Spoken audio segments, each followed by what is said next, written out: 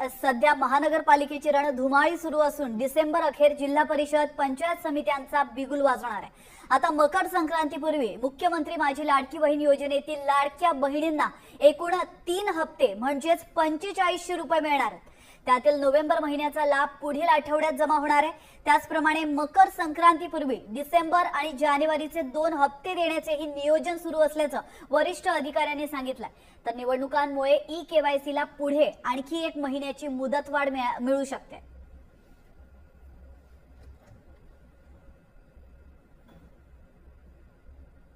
बातमी लाडकी बहीण संदर्भातली आचारसंहितेच्या कालावधीतच मुख्यमंत्री माझी लाडकी बहीण योजनेचा हप्ता वितरित करण्याच्या हालचाली सुरू झाल्या।